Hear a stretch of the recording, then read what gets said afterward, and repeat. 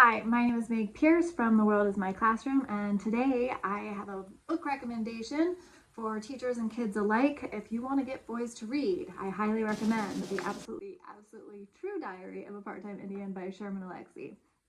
So, this book is the story of Junior, who decides to go to school off the reservation for the first time.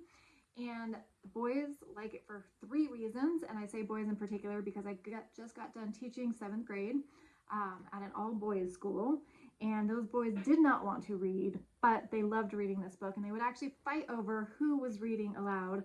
And we did a lot of reading aloud in class, and they would fight over who would read aloud certain pages because foul language.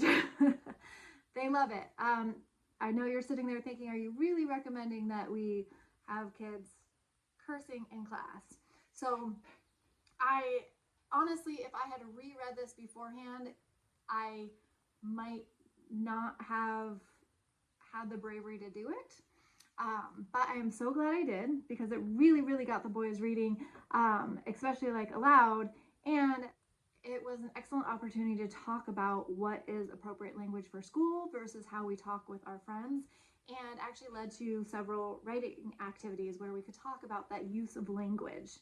So that is my teaching tip for this book is, on the one hand, yes, the downside is it uses a lot of language that are, and words that are inappropriate that I won't even repeat here, and definitely not very PC, but it lets us talk about that language and when it is appropriate to use that language and when it isn't.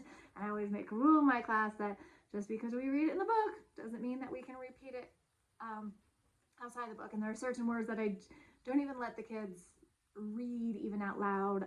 The N-word, for instance, is one where it's like, we just have a rule in my class that you call it the N-word when you see it. We all are looking at it. We all know what it says. And there are not a lot of incidents of that in this book, thank goodness. There is one, and it's used against Junior, who, with a racist joke, who then gets his revenge upon the person who says it. So another reason, number 2, that I recommend reading it and the boys really love it, is it has a lot of sports and some very talk about manlyhood and a little bit of violence in there. It keeps the kids interested on all these levels because they want to see how the conflicts are going to play out. They want to see how Junior is going to do and how he's going to fare as he goes up against his best friend in competition. So the boys were really into that. And the third reason that the boys really love this book was surprisingly the romance. So Junior has a crush that he has in school, and how that romance plays out for him, the kids were surprisingly really into. There's also some icky parts, but my teaching tip for that is, when I say icky parts, there's some things that might be a little bit awkward for you to read out loud in class, and I always assign those for homework, and tell the kids that, this is the scandalous part, this is the part that makes me uncomfortable to read with you guys, so find out why, and get back to me in the morning with with the chapter read.